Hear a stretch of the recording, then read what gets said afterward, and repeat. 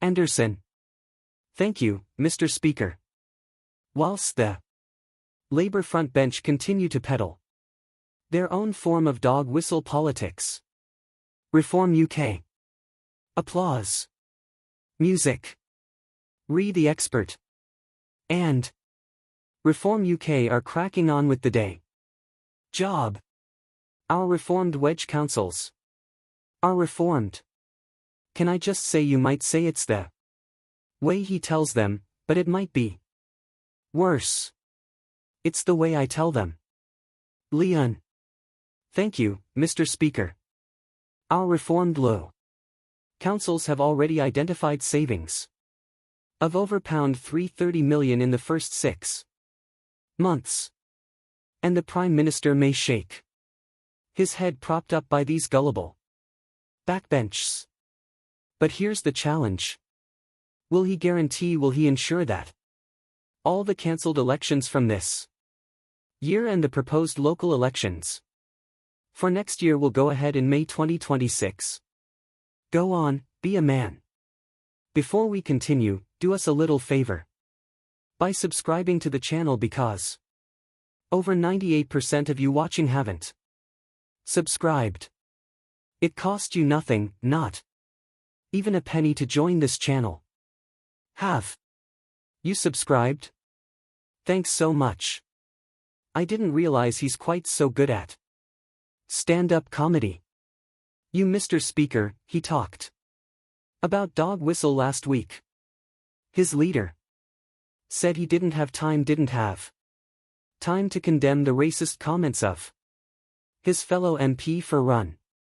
I wonder if he can ask his leader next door to him whether he's got time for his explanation for the stories in today's papers. It started with a line so sharp it cut through the usual fog of party spin.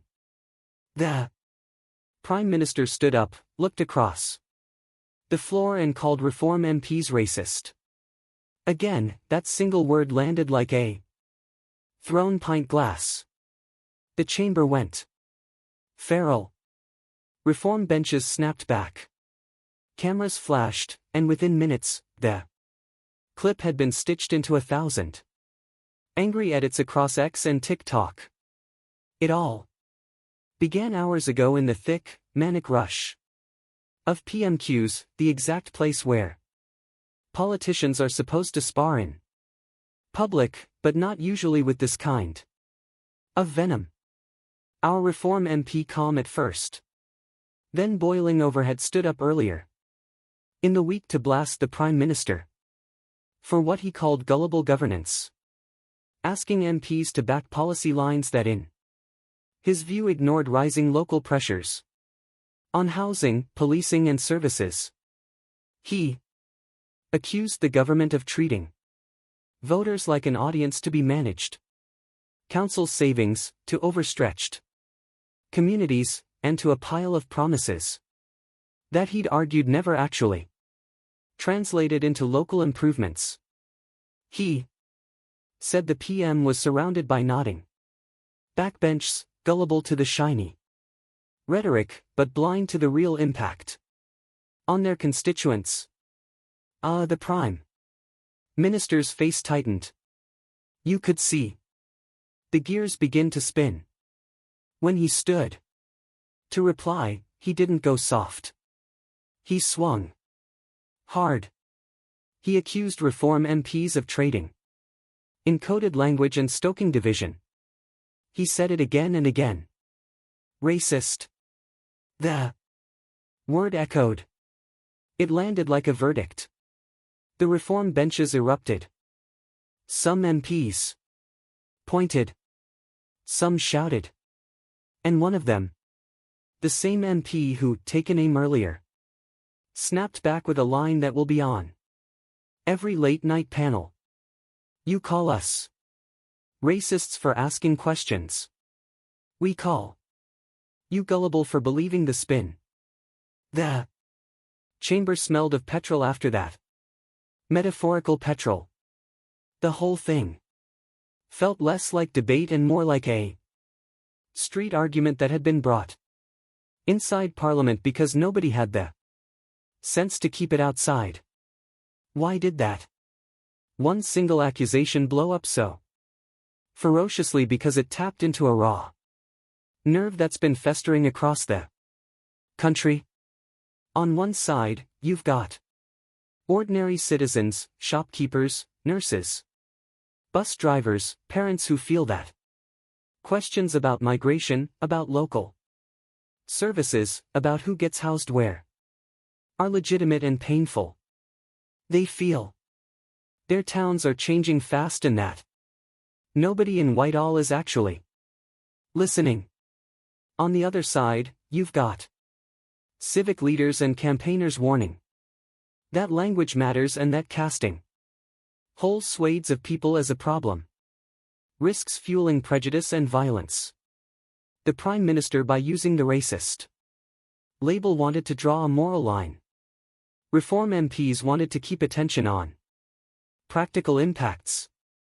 That contrast, ordinary concerns versus elite moral framing, is what made the exchange combustible. Social media turned the chamber into a battlefield within minutes. Clips of the Prime Minister saying racist were looped with angry music and captions. He calls us racist for loving our country. Reply videos accused the PM of silencing legitimate debate. Hashtags trended on both sides of the argument. Some feeds were all fury and pickup truck rallies. Others were appeals for cooler heads and for nuance.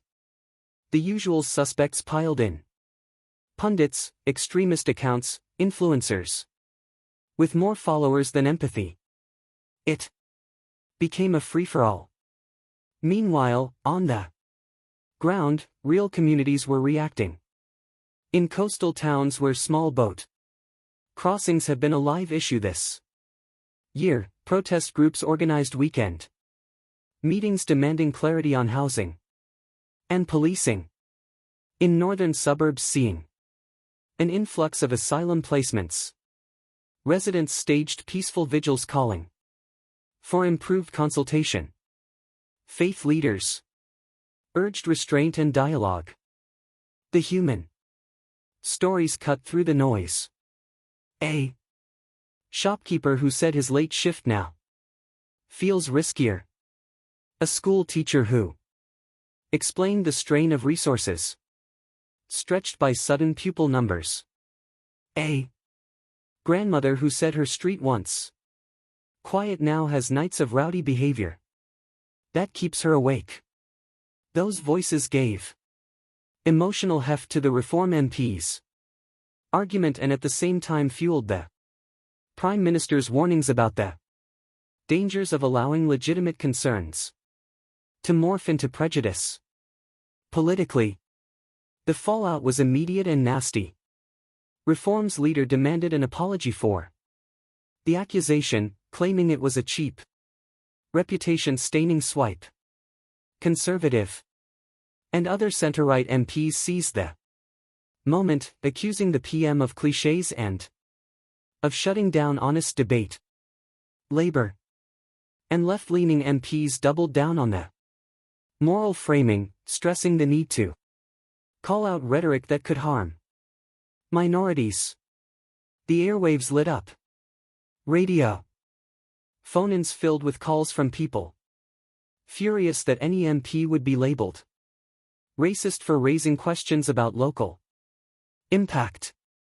Opinion columns ran hot, some accusing the PM of being politically clumsy, others defending the need for strong language when the debate flirts with xenophobia.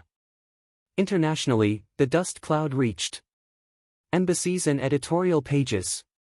European papers ran stories about Britain's political temperature and how migration debates here can spill over into wider culture war narratives. American